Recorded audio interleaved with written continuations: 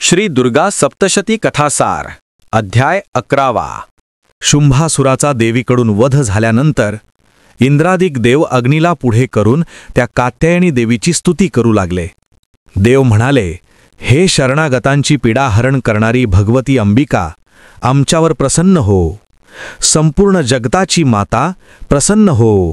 हे विश्वेश्वरी, त्रैलोक्याचे रक्षण कर. हे देवी, तूच सर्व चराचराची पालक आहेस.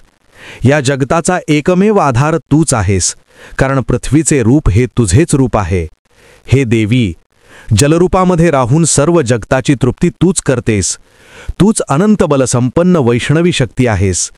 या विश्वाची मूळ कारणभूत परमाया तूच आहेस. या समस्त जगाला आपल्या मायेने तूच मोहित केले आहेस. हे देवी, तू प्रसन्न झाल्यावर मोक्षप्राप्ती होते. सर्व प्रकारच्या विद्या ही तुझीच रूपे आहेत. जगामध्ये जेवढ्या स्त्रिया आहेत त्या साऱ्या तुझीच मूर्ती आहेत. हे जगदंबिके, तूच हे विश्व अंतर्बाह्य व्यापून टाकले आहेस. तुझे रूप कसे आहे हे कोणीच जाणत नाही, आणि तुझी नावे सुद्धा असंख्य आहेत. जगाच्या सृष्टी, स्थिती आणि विनाश याच्या मागे मूळ कारण तूच आहेस, आणि तूच कारण असल्यामुळे सर्वांना तुझाच आधार आहे.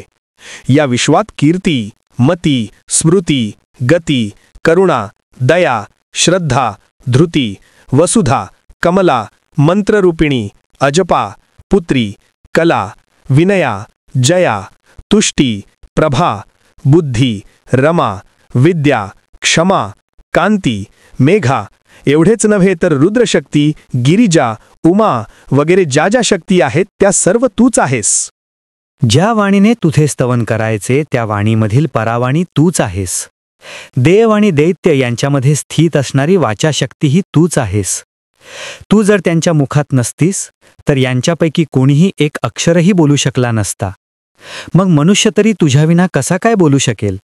हे देवी, तुझी स्तुती आम्ही काय करणार? हे देवी, तू समस्त जगाला आपल्या मायेने मोहित केले आहेस. हे देवी, तू बुद्धिरूपाने सर्वांच्या हृदयात विराजमान होणारी तसेच स्वर्ग आणि मोक्ष देणारी आहेस. हे नारायणी देवी, तुला आमचा नमस्कार असो.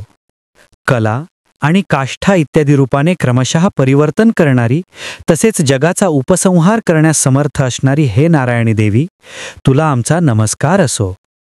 हे देवी, तू सर्व प्रकारचे मंगल प्रदान करणारी मंगलमयी तूच आहेस. कल्याणदायिनी शिवा तूच आहेस. सर्व पुरुषार्थ साध्य करून देणारी शरणांगत वत्सला, 3 नेत्रांनी युक्त अशा गौरी देवी, तुला आमचा नमस्कार असो. तू सृष्टीपालन आणि संहारक शक्ती, सनातन देवी आणि सर्व गुणमयी आहेस. हे नारायणी, तुला नमस्कार असो. जे तुला शरण येतात त्यांचे तू रक्षण करतेस अशा नारायणी देवी, तुला नमस्कार असो. ब्रह्माणी देवीचे रूप धारण करून हंसावर आरूढ होणारी आणि मंत्रयुक्त जल शिंपडणारी देवी तूच आहेस. तुला आमचा नमस्कार असो.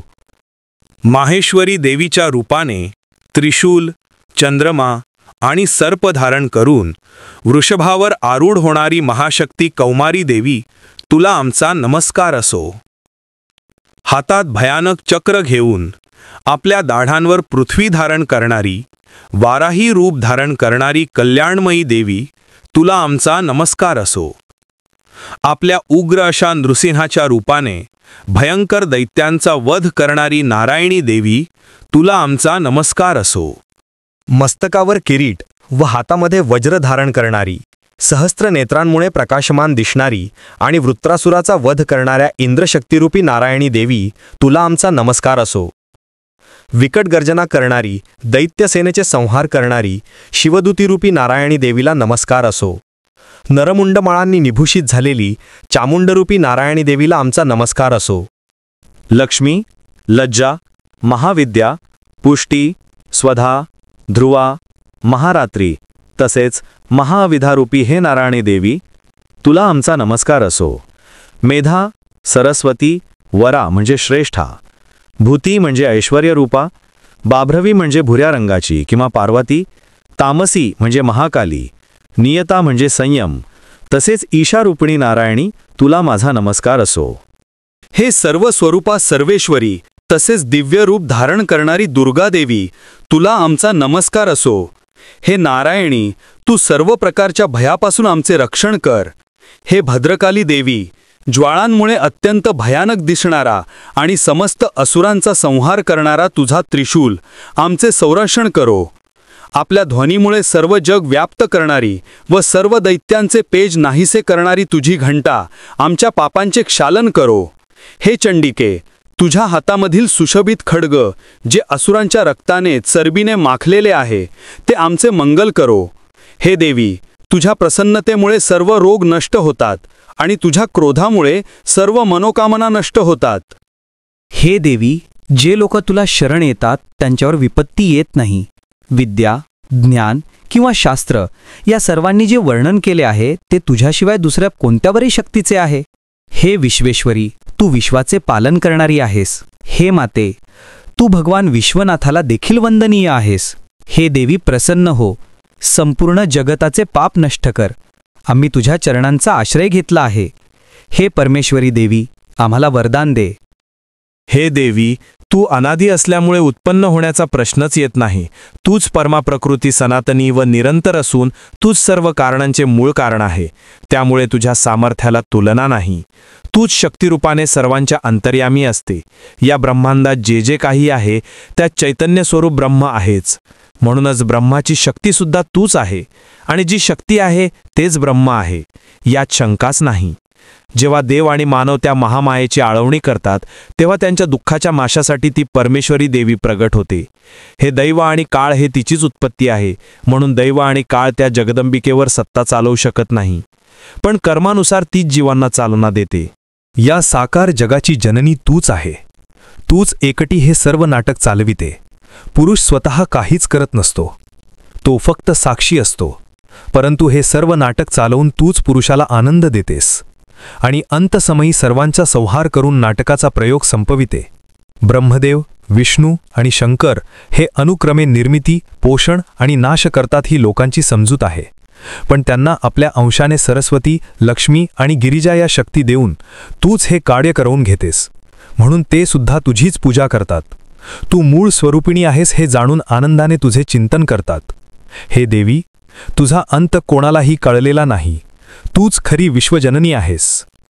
देवांची स्तुती ऐकून प्रसन्न झालेल्या देवी अंबिकेने देवतांना म्हणाली, हे देवतांनो, तुमच्या मनामध्ये जी इच्छा असेल ती मी पूर्ण करीन. तरी तुम्ही इच्छित वर मागून घ्या. तेव्हा देव म्हणाले, हे सर्वेश्वरी, तू या त्रैलोक्याची सर्व प्रकारची बाधा नाहीशी कर आणि आमच्या शत्रूंचा नाश करीत जा.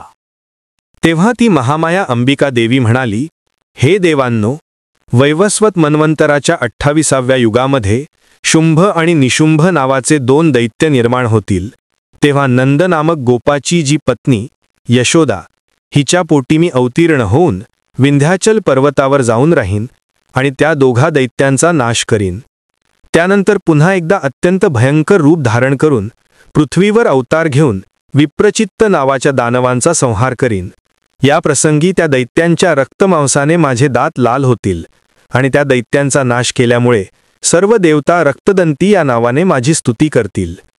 यानंतर पृथ्वीवर 100 वर्षेपर्यंत अवर्षण पडेल, पाण्याचा अभाव होईल.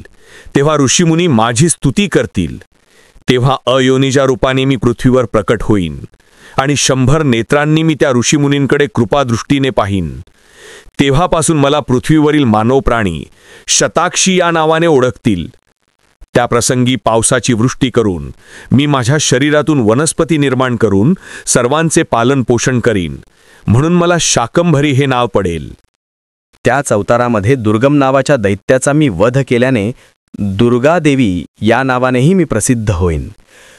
नंतर हिमालयावर राहणाऱ्या राक्षसांचा भीमरूप धारण करून मी संहार करीन. त्यावेळेस लोक मला भीमी देवी या नावाने ओळखतील.